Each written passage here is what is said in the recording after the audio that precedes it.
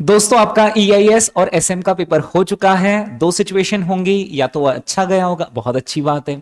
अगर by chance वो paper थोड़ा सा एवरेज भी गया है तो टेंशन लेने की कोई जरूरत नहीं है, क्योंकि नॉर्मली ईआईएस एसएम के पेपर एवरेज ही जाते हैं। इन सारी चीजों को भूल जाइए और अब हम तैयारी करते हैं एफएम और इकोनॉमिक्स की। नवंबर 2023 में आपका अटेम्प्ट है और एफएम इकोनॉमिक्स का पेपर है आपका अगला 17 ऑफ नवंबर के दिन। तो ये वीडियो दोस्तों आपके काम का है। मैं एफएम इकोनॉमिक्स को कैसे प्रिपेयर करना इन 1.5 डेज में उसकी स्ट्रेटेजी बताने वाला हूं, किन चीजों की तैयारी करनी है, किस तरीके से क्वेश्चंस का रिवीजन करना है, किस तरीके से टाइम का अलोकेशन करना है। तो ये रहा दोस्तों आपके सामने एक प्लान, और यहां पर आप देख पा रहे हैं कि आपको 15 ऑफ नवंबर के दिन यानी आज ही के दिन आपको ये 3 चैप्टर्स रिवाइज करने हैं, लेवरेजेस, कॉस्ट ऑफ कैपिटल और कैपिटल स्ट्रक्चर। इन चैप्टर्स को हम इजीली 5 आवर्स में का टाइम अलोकेट करके आज रिवाइज कर सकते हैं। किसी भी पर्टिकुलर चैप्टर का रिवीजन करने की स्टाइल दोस्तों हमारी बहुत ही पेटेंटेड कॉमन है। वो आखिर क्या स्टाइल है? सबसे पहले आपको कॉन्सेप्ट कॉपी रिवाइज करनी है। जो स्टूडेंट्स मुझसे पढ़े हुए हैं उनके पास ऑलरेडी कॉन्सेप्ट कॉपी बनी हुई है। बाय चांस अगर आपके पास कॉन्सेप्ट कॉपी नहीं है तो आप अल्फा एकेडमी की मोबाइल एप्लीकेशन पर जा सकते हैं, जैसे आप प्ले स्टोर पर सर्च कर सकते हैं, अल्फा एकेडमी टाइप कीजिएगा, वहां पर मोबाइल एप्लीकेशन है, वहां पर 140 पेजेस की कॉन्सेप्ट कॉपी पूरी की पूरी वहां पर डली हुई है। तो आप उसमें सबसे पहले चैप्टर को रिवाइज कीजिए, यानी लिवरेज चैप्टर उठाया, लिवरेज चैप्टर की हमने कॉन्सेप्ट कॉपी रिवाइज करी। इट विल टेक रफली 30 मिनट्स।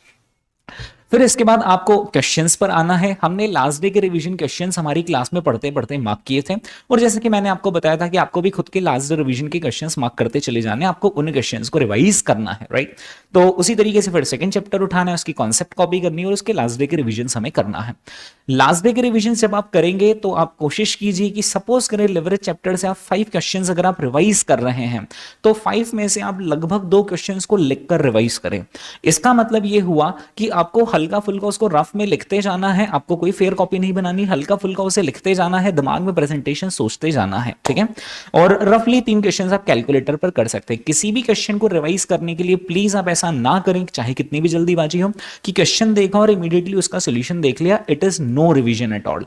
आपको क्वेश्चन देखना है, उसका सोल्यूशन को छुपा लेना है और खुद से सॉल्व करना है। तो रफ में आप लिख कर कीजिए या फिर कैलकुलेटर पर कर लीजिए।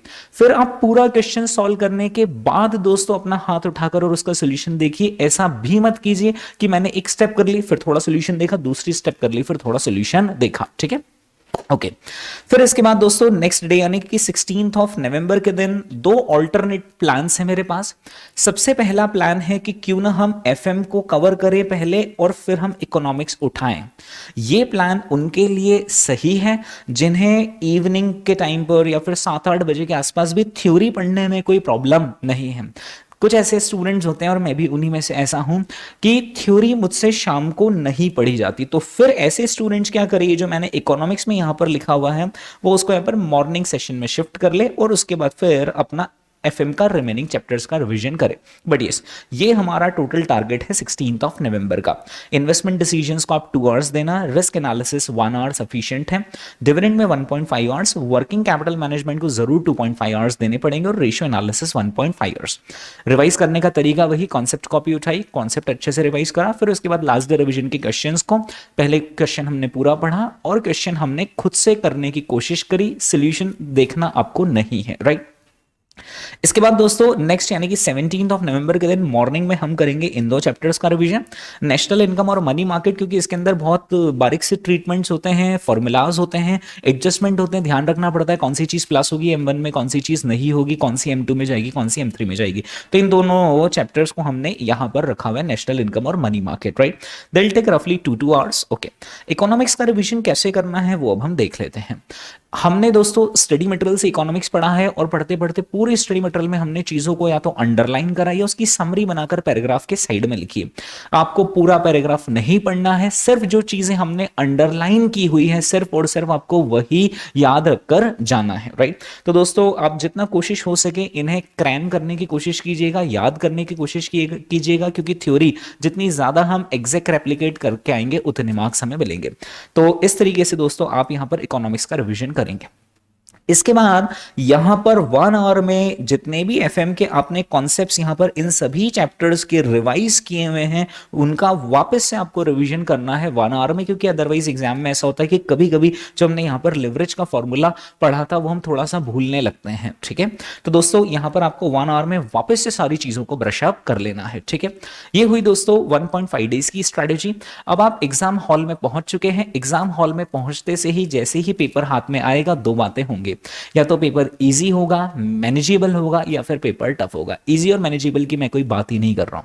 अगर बाय चांस पेपर टफ आए, एक गहरी सांस लें और ये सोचे कि जितने सारे हॉल में दूसरे लोग बैठे हुए सबको सेम पेपर मिला है, मैं मेरी तैयारी करके आऊंगा। अब पेपर सबके लिए सेम है तो मेरी स्ट्रेटेजी थोड़ी सी चेंज हो जाएगी। अब मैं कोशिश करूंगा कि मैं 40 प्लस मार्क्स कैसे लेकर आऊं, 50 प्लस मार्क्स कैसे लेकर आऊं। तो अगर टफ पेपर भी आता है तो मेरी बात ध्यान रखना, कभी भी 100 में से 100 नंबर का पेपर टफ नहीं आता है। कुछ 2 से 3 टफ क्वेश्चंस आते हैं, तो 2 से 3 क्वेश्चंस होंगे कितने मार्क्स के, 20-25 मार्क्स के। इसके अलावा बचा हुआ 80 मार्क्स का जो पेपर होगा वो ना रिलेटिवली मैनेजेबल होगा। तो आपको लो हैंगिंग फ्रूट्स, जो आपको सीधे सीधे देखे हुए क्वेश्चन लग रहे हैं, वो आपको पहले कर लेने चाहिए। यानी अगर पेपर टफ आता है तो स्ट्रेटेजी चेंज करके पहले हमें इनिशियल 40 मार्क्स कलेक्ट करने की कोशिश करनी चाहिए। दोस्तों ये थी मेरी तरफ से टिप। अगर आपको किसी भी तरह की और टिप लगे तो आप मुझे व्हाट्सएप पर मैसेज ड्रॉप कर सकते हैं 8085608870।